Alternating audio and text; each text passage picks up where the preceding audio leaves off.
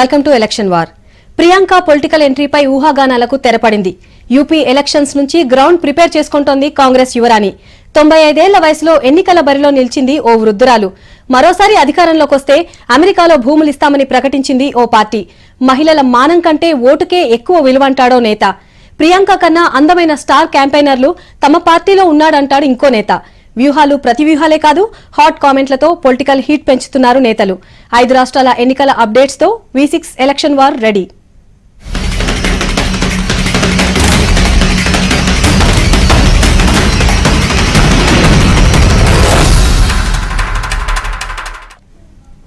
ఉత్తరప్రదేశ్ రాజకీయాలు ఊపందుకున్నాయి. Congress princess Priyanka Gandhi political ఎంట్రీపై జరుగుతున్న ఊహాగానాలపై యూపీ ఎలక్షన్స్ లో క్లారిటీ వస్తోంది. కాంగ్రెస్ ఎస్పీ పొత్తుకు కారణం ప్రియాంకనే అన్న వాదనలు వినిపిస్తున్నాయి. ఇక ప్రచార పర్వంలోకి వస్తారన్న గాసిప్స్ వినిపిస్తున్నాయి. ప్రియాంక ఎంట్రీపై బీజేపీ నేత కతియార్ చేసిన కామెంట్ సంచలనం సృష్టించింది. ప్రియాంక గాంధీ కాంగ్రెస్ యువరాణిగా, ఇందిరాగాంధీ జిరాక్స్ కాపీగా గుర్తింపు పొందారు. రాహుల్ లేకపోతే కాంగ్రెస్ ఫ్యూచర్ ప్రియాంకనే అన్నంత పాపులర్ అయ్యారామె. ఆమె పొలిటికల్ ఎంట్రీపై ఏళ్లుగా ప్రచారం జరుగుతూనే ఉంది. యూపీ ఎన్నికల్లో ప్రియాంక రాజకీయ ప్రవేశంపై ప్రచారం ఊపందుకుంది. దాంతో దేశవ్యాప్తంగా ప్రియాంక గాంధీపై ఫోకస్ పెరిగింది. యూపీ ఎన్నికల్లో కాంగ్రెస్, సమాజ్వాదీ పార్టీ మధ్య పొత్తు కుదిరింది. మహాకూటమికి ప్లాన్ చేసినా చివరికి 2 పార్టీలే టైఅప్ అయ్యాయి. ఆ పొత్తుకు కారణం ప్రియాంక గాంధీ అన్నది కాంగ్రెస్ వర్గాల మాట. 2019 లోక్సభ ఎన్నికల్లో కాంగ్రెస్ చీఫ్ సోనియా గాంధీ నియోజకవర్గం రాయబరేలీ నుంచి ప్రియాంక బరిలోకి దిగుతారంటున్నారు.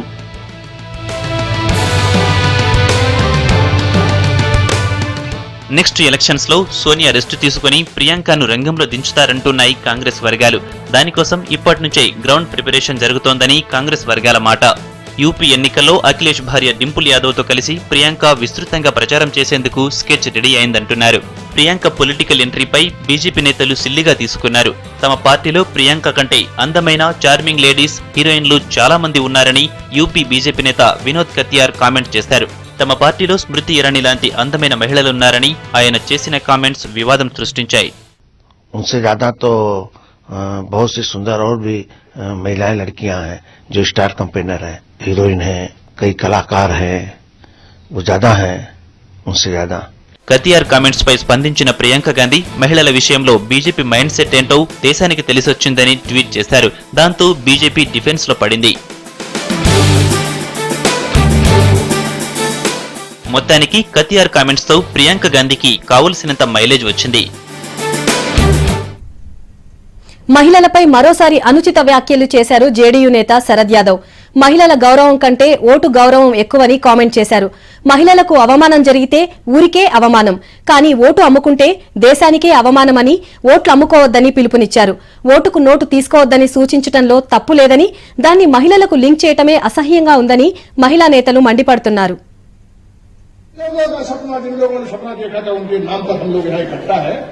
वो सपना कैसे ठीक हो?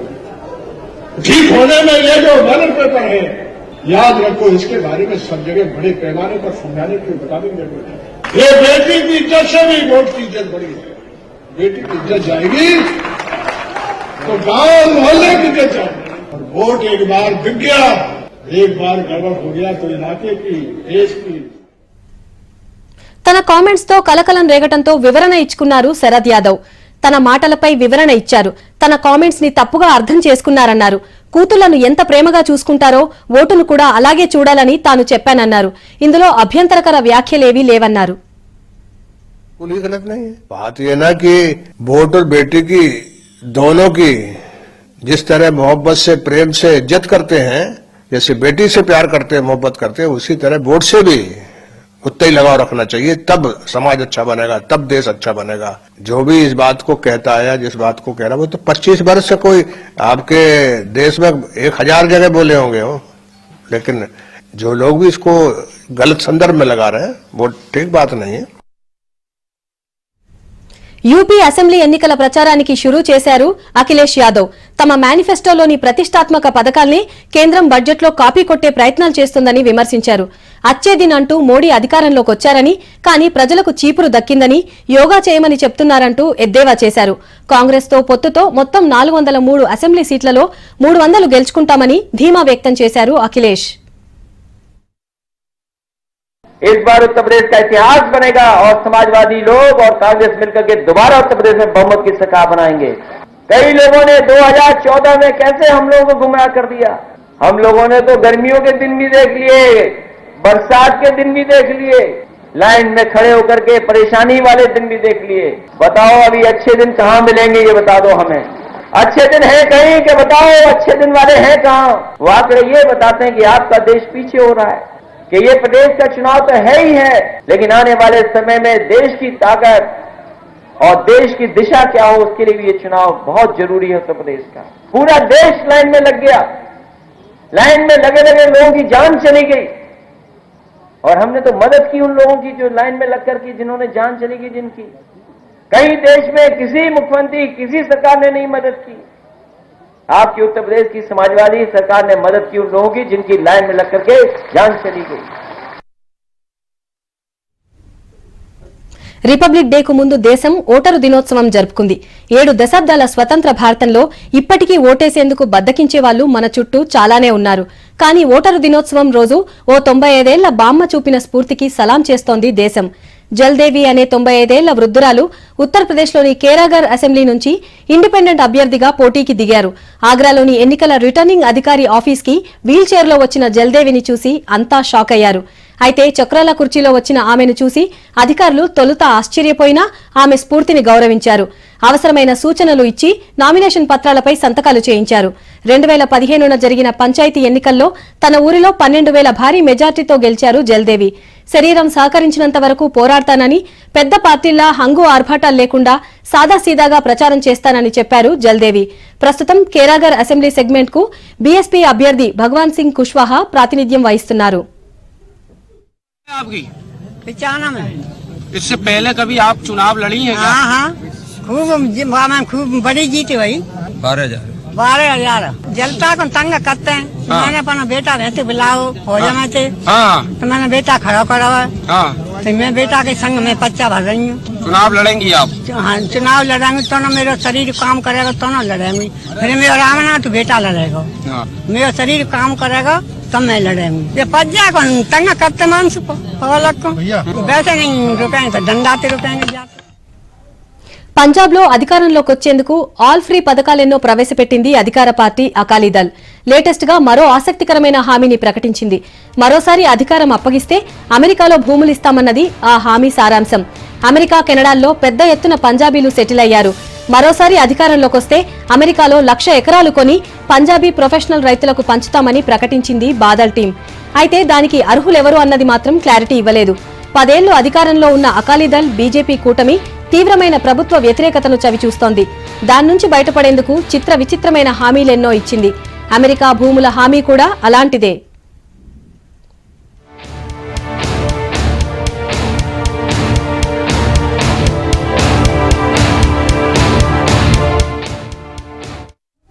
నిన్నగాక మొన్న కాంగ్రెస్ లో చేరిన cricketer come politician Navjot Singh Siddhu Punjab కాబోయే సీఎం అంటూ సిద్ధు ఈస్ట్ అమృత్సర్ లో పోస్టర్స్ వెలిశాయి. గతంలో సిద్ధు సొంత నియోజకవర్గం అది. పోస్టర్స్ తో కలకలం రేగింది. 10 ఏళ్లుగా పంజాబ్ లో అధికారానికి దూరంగా ఉంది కాంగ్రెస్. పైగా తనకు ఇవే చివరి ఎన్నికలని కెప్టెన్ అమరీందర్ సింగ్ ప్రకటించారు. మరోసారి ఆయనే పంజాబ్ కాంగ్రెస్ సీఎం అభ్యర్థి అని డిసైడ్ చేసింది అధిష్టానం. అయితే సిద్ధు పేరుతో వెలిసిన పోస్టర్స్ తో కలకలం రేగటంతో పాజీ వర్గం తేరుకుంది. ప్రతిపక్షాల కుట్రలో భాగంగా వచ్చినవని సంజాయిషీ ఇచ్చారు సిద్ధు. దాంతో వివాదం ఎండ్ కార్డ్ పడింది.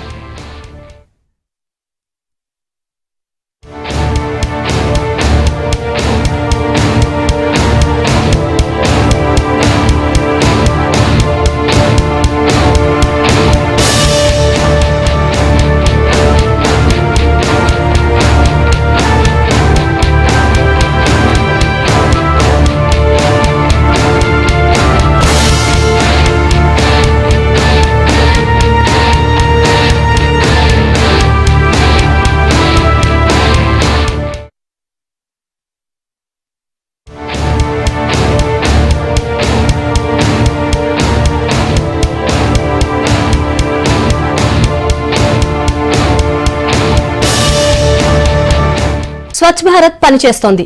సేమ్ టైం నోట్ల రద్దు ప్రభావం చూపిస్తోంది. అఖిలేష్ పై పాజిటివ్ ఇంప్రెషన్ ఉంది. అలాగని సమాజ్వాదీ పార్టీపై ప్రేమ కురిపించట్లేదు. బీఎస్పీపై పెద్దగా ఎవరికీ ఆశల్లేవు. కానీ చాప కింద నీరులా ప్రచారం సాగిపోతోంది. 5 రాష్ట్రాల ఎన్నికల్లో అందరి దృష్టి యూపీఏపైనే. అందులో ప్రధాని మోడీ సొంత నియోజకవర్గం వారణాసిపై అందరి ఫోకస్. కాశీలో ఓటర్ల మూడ్ ఎలా ఉంది? మోడీకి మద్దతిస్తున్నారా లేక అఖిలేష్ వైపు మొగ్గు చూపుతున్నారా? ఇద్దరినీ కాదని మాయాకి అండగా నిలవబోతున్నారా? వారణాసి నుంచి మా కరెస్పాండెంట్ భరత్ గ్రౌండ్ రిపోర్ట్ ని ఇప్పుడు చూద్దాం.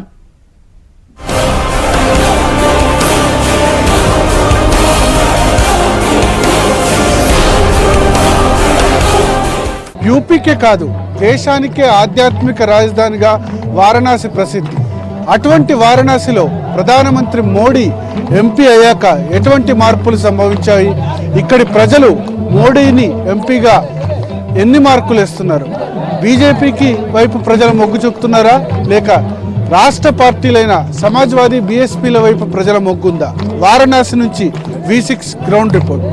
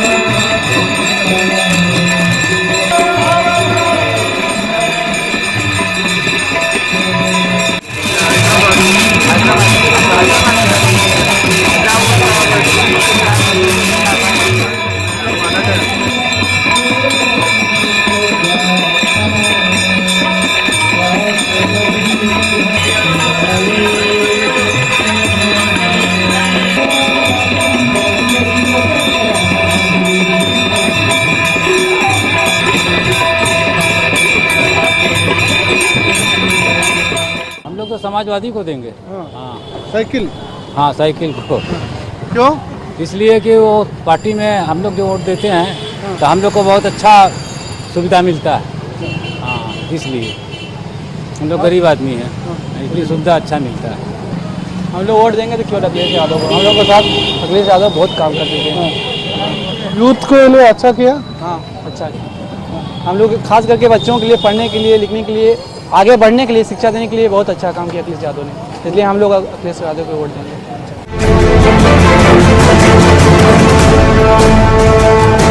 ప్రస్తుతం మనం వారణాసిలోని State Bank of India ATM దగ్గర ఉన్నాం. మనం చూడొచ్చు ఇప్పటికి కూడా నోట్ల రద్దు నవంబర్ 8వ తేదీ అయితే ఇప్పటికి దాదాపు 2 నెలల 15 రోజులైంది. ఇప్పటికి కూడా ఇక్కడ ఏటీఎంల దగ్గర మనకు క్యూలు కనిపిస్తున్నాయి. దాదాపు 75 డేస్ అయింది. ప్రధానమంత్రి మోడీ నియోజకవర్గంలోనే ఇటువంటి పరిస్థితి ఉంటే ఇక దేశంలో మిగతా చోట్ల ఎటువంటి పరిస్థితి ఉంటుందో ఊహించుకోవచ్చు. ఇంకా ఇక్కడ లైన్స్ కంటిన్యూ అవుతున్నాయి. ప్రధానంగా ఇది టూరిస్ట్ प्लेस కావడంతో ఇంకా లైన్స్ చాలా ఎక్కువ ఉన్నాయి. आप बताइए ये नोटबंदी की वजह से क्या प्रॉब्लम फेस कर रहे हैं? बहुत सारी प्रॉब्लमें हो रही हैं। गवर्नमेंट कहती है, नोटबंदी के टाइम कही थी कि बहुत जल्दी हम लोगों की समस्याएं दूर होगी। हम लोग यहाँ मेडिकल हब है, पूर्वांचल का मेडिकल हब है BHU। बहुत दूर दूर से लोग आते हैं यहाँ दवा लेने के लिए। तमाम सारे मेडिकल स्टोर हैं। अभी तक किसी मेडिकल स्टोर पे हमने 10 मेडिकल स्टोर पे गया, किसी के पास कैशलेस मशीन नहीं है कि हम लोग कैश करके दवा ले लिया जाए। 1 घंटे से हम लोग पूरे ATM छान के आए हैं। पसीना हो रहा है, आदमी यहाँ लाइन में खड़ा है। अभी हमारा मरीज बाहर बैठा हुआ है, हमारे पास पैसा नहीं है कि हम लोग जाएं और दवाई खरीद के मरीज को लेके जाएं। हम चंदौली से आए हुए हैं। सर नोटबंदी का जो असर है वो तो शुरू से ही रहा है और जो समय दिया गया था समय सीमा में अभी तक उसका सुचारू रूप से उपाय नहीं कर पाई है सरकार। और एक तरह से देखा जाए तो इनमें बैंकों की भी कहीं ना कहीं अपनी लापरवाही है। यहाँ पे बहुत सारे बैंकों के ATM है। कोई जरूरी नहीं कि एक ही ATM ये SBI चला रहा है तो उसमें से पैसा मिले। यदि सभी बैंक यहाँ अपने ATM में पैसा रखने लगे तो ये समस्या काफ़ी हद तक हल हो सकती है। अभी चुनाव बाकी है या मार्च में चुनाव होने वाला है, इसका असर मोदी के ऊपर और बीजेपी के ऊपर पड़ेगा? देखिए पढ़ना तो चाहिए, क्योंकि ये किसका फायदा होगा, सपा का या BSP? जो अपोजिट है उनके लिए तो ये थोड़ा सा फायदा तो होगा ही, क्योंकि मेरे ख्याल से जहाँ तक देखिए गवर्नमेंट को ये कर देनी चाहिए कि भैया आप जो भी हो गया, जो भी आपने टाइम मांगा था वो अपना क्लियर करे उसको, क्योंकि ज़्यादा दिक्कत ना करे हम लोग के लिए। చూడొచ్చు ప్రధానమంత్రి మోడీ సొంత నియోజకవర్గంలో కూడా చాలా చోట్ల ఇంకా ఏటీఎంలలో చాలా చోట్ల పైసలు పెట్టట్లేదు, కేవలం స్టేట్ బ్యాంక్ ఏటీఎంలోనో మరికొన్ని ఏటీఎంస్లో మాత్రమే పెడుతున్నారు. దానివల్ల ఏటీఎంల ముందు ఇంకా కూడా లైన్లు ఉన్నాయి. దీనిపై ప్రజలు మాత్రం భిన్నాభిప్రాయాలు వ్యక్తం చేస్తున్నారు.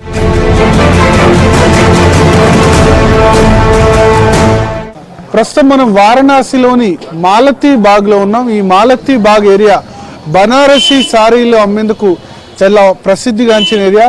చాలా వరకు కూడా బనారసి సిల్క్ శారీలన్నీ కూడా ఇక్కడ అమ్ముతారు. ఇక్కడికి వచ్చిన యాత్రికులంతా కూడా ఇక్కడ ఖరీదు చేస్తూ ఉంటారు. చాలా మంది యాత్రికులు హిందువులు అయినప్పటికీ ఇక్కడ చీరలు అమ్మే వాళ్ళు ఎక్కువ మంది కూడా చాలా వరకు ముస్లిమ్స్ ఎక్కువ ఈ బనారసి శారీలు తయారు చేస్తారు. వారణాసిలో దాదాపు 30% కంటే ఎక్కువ కూడా माइनॉरिटील ఉంటారు మనం చూడొచ్చు. तो अभी असेंबली इलेक्शन अभी आ रहा है, तो आप इस असेंबली इलेक्शन में किस पार्टी का ज्यादा चल रहा है, मतलब इस सिचुएशन में? देखो अखिलेश के काम के वजह से अखिलेश को पब्लिक जो है ज्यादा पसंद कर रही है। काम विकास चाहिए तो विकास के नाम पे तो अखिलेश ही है वक्त।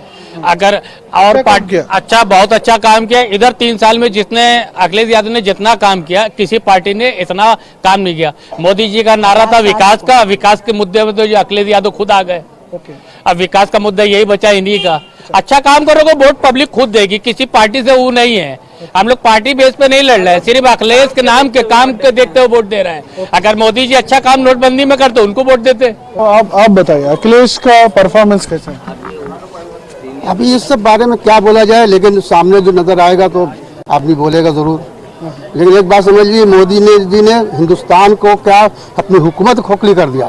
जो रजिस्ट्री कोर्ट में होती थी पूरे हिंदुस्तान में, कई खरब रुपए का कागज बिकता था उनका जो छाप के, वो सब बंद करके गवर्नमेंट का खाते का पैसा बंद, नुकसान हो रहा है। हिंदुस्तान को नंगा कर दिया। उसको ये इतनी तमीज सहूलत नहीं थी कि हम कैसे करें, क्या करें, क्या नहीं करें। तो अभी ये अखिलेश जी का और मुलायम सिंह यादव जी का बीच में, दोनों के बीच में चल रहा है ना फैमिली में प्रॉब्लम, वो सेटल हो जाएगा? हो गया, सेटल हो गया, उसमें कोई दिक्कत नहीं। कांग्रेस और अखिलेश दोनों का गठबंधन हो गया, उनका गठबंधन भी हो गया। अब वो दोनों पार्टी लड़ रही है, देखिए क्या होता है। मोदी एमपी होने के बाद कुछ बदलाव आया? आप खुद सर्वे रोड का कर लीजिए, आप रोड का सर्वे खुद कर लीजिए। हम नहीं कहेंगे, हम कहेंगे ये होगा ये लगे थे किसी पार्टी के विरोधी लोग हैं। आप गोदेलिया चौमानी पे, गिरजाघर चौमानी पे आप जाके देख लीजिए कितना विकास हुआ। कभी जापान गए तो कभी टोयोटा बना दिया, कभी शिकागो गए कि शिकागो बना दिया। अरे हमें हिंदुस्तानी रहने दो, टोयोटा जापानी मत बनाओ। हाँ हम इसमें खुश हैं।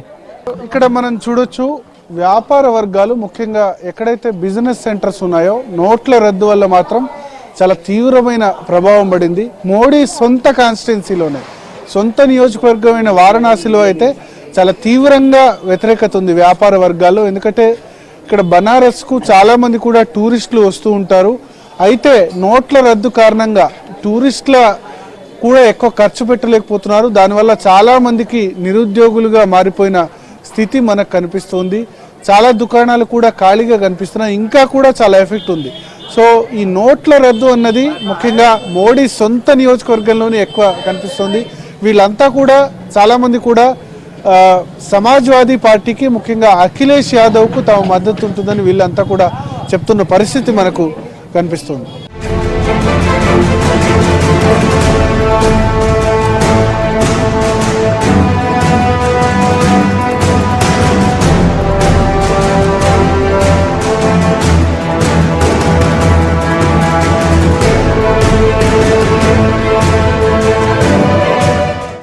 क्या माहौल चल रहा है? अभी असेंबली इलेक्शन मार्च में है, लास्ट फेज में है.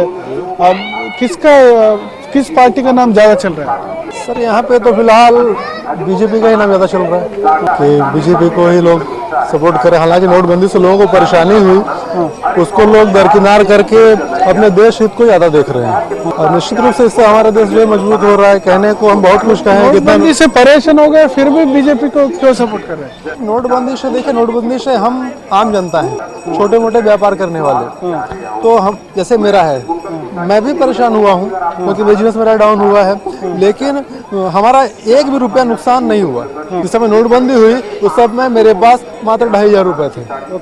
ठीक है, मुझे कोई परेशानी नहीं हुई। हाँ, ये परेशानी मेरा बिजनेस थोड़ा डल हुआ लोगों के पास नोट न होने की वजह से, लेकिन उसके बाद अब इस समय सब नॉर्मल है। अब देखिए बैंक का एटीएम का लाइन भी जो है खत्म हो गया है, कहीं का किसी भी एटीएम पे जाइए आपको लाइन नहीं मिलेगा। पूर्व में गंगा की जो दुर्दशा थी वो बहुत ही दुखदायी थी। जब से नरेंद्र मोदी जी हमारे काशी के सांसद बने और प्रधानमंत्री जी बने, तब से गंगा निर्मलीकरण हो रहा है। गंगा का पानी स्वच्छ हो चुका है, गंगा अपने ओरिजिनल रूप में आ चुकी है, जिसका हम लोग को आई एम वेरी प्राउड कि I find this prime minister. अभी भी गंदगी दिख रही है मेरे को, थोड़ा अभी बहुत कम हुआ, बहुत कम हुआ है। और इसमें प्रशासन भी बहुत स्ट्रिक्ट है कि साबुन लगाना या थोड़ा मल मूत्र ये सब करने के लिए। तो हालांकि प्राइम मिनिस्टर जी ने सुलभ शौचालय, टॉयलेट ये सब व्यवस्था कर भी दी है जो लोगों की शिकायत थी। तो मोदी जी आने के बाद क्या बदलाव है? बहुत से बदलाव आए, जो है स्वच्छ अभियान शुरू हुआ और जो है देख रहे हैं रिंग रोड बहुत से बन गए हैं बनारस में और काफ़ी काम शुरू है और लगातार जो है काम करते चले जा रहे हैं और इसी उम्मीद के साथ उनके फिर लाने की उम्मीद हम लोग करेंगे। लेकिन कुछ लोग बोल रहे हैं मायावती का शासन भी अच्छा है बोल के। जी, मायावती का शासन उनसे अच्छा थोड़ी है जी, मोदी जी सबसे अच्छे हैं जी। अखिलेश का नाम कैसा है? अखिलेश जो अभी इंटरनल फाइट चल रहा है अखिलेश और मुलायम के बीच, जी वो एक प्रकार के ड्रामा है जो है, और अखिलेश को मुलायम जी जो है हाईलाइट करना चाहते हैं, इसी वजह से जो है उन लोगों का ये ड्रामा है। कैसे ओरिजिनल में वो दायित्व दे सकता है, भाई से भी बुरा हो सकता है, चाचा से बुरा, इसलिए एक ये ड्रामा एक फिल्मी एक्टिंग करके उन्होंने उसको दिया। एक सिंह पर जो है अमर सिंह हुए, उनके शिवपाल जी हुए, ये लोग सारे लोग हावी हो रहे थे और इनके पास इससे बढ़िया जुगाड़, इससे बढ़िया रास्ता, इससे बढ़िया प्लान कुछ भी नहीं था कि सब कुछ अखिलेश को दे दो, सबको किनारे कर दो। इस समय जो कुछ है सब सर्वे सर्वा अखिलेश जी हो गए हैं, इसलिए अब उनको जो है उन लोगों का सरदर्द अब नहीं रहा। क्या सिचुएशन है अभी? यूपी असेंबली इलेक्शन आने वाला, किस यूपी में जो है ना अपने बनारस में इधर की जो बेल्ट है पूर्वांचल की, यहाँ पे बीजेपी आगे रहेगी और जो इटावा और जो इधर की जो क्षेत्र है जो मुलायम सिंह की बेल्ट है वहाँ मुलायम सिंह का रहेगा। और देखिए ऐसा है, समाजवादी पार्टी को जो है ना ब्राह्मण लोग वोट कम देते हैं, वोट मिलेगा मुस्लिम और यादवों का, और बीएसपी को मिलेगा दलित का और आपका नीचे जो शेड्यूल कास्ट है। बाकी जो मोदी जी को समर्थक है वो ठाकुर हो गए, ब्राह्मण हो गए, अपर कास्ट के देंगे और हमें भी लगता है कि उत्तर प्रदेश में जो है बीजेपी की सरकार इस बार आएगी। సో మనం మాట్లాడిన వాళ్ళని చూస్తే చాలా మంది కూడా ఎంపీగా మాత్రం మోడీ చాలా సక్సెస్ అయ్యారు. ఇక్కడ చాలా మార్పులు కనబడుతున్నాయి. ముఖ్యంగా స్వచ్ఛ భారత్ కార్యక్రమం ద్వారా ఈ గంగా నది శుద్ధీకరణ కానీ, గంగా నది పరిసరాల్లో చెత్తా చెదరం తొలగించడం కానీ, దీనిలో మోడీకి చాలా మంది మంచి మార్కులు వేస్తున్నారు. వారణాసిలో చూసుకుంటే గనక చాలా మంది కూడా 10లో 8 మంది వరకు కూడా మోడీ చాలా మంచిగా పనిచేస్తున్నారు. ఆయన వచ్చిన తర్వాత చాలా మార్పులు జరిగాయని చెప్తున్నారు. అదే సమయంలో అఖిలేష్ ములాయం మధ్య జరుగుతున్న వార్, ఇంటర్నల్ వార్ అన్నది పూర్తిగా డ్రామాగా చెప్తున్నారు.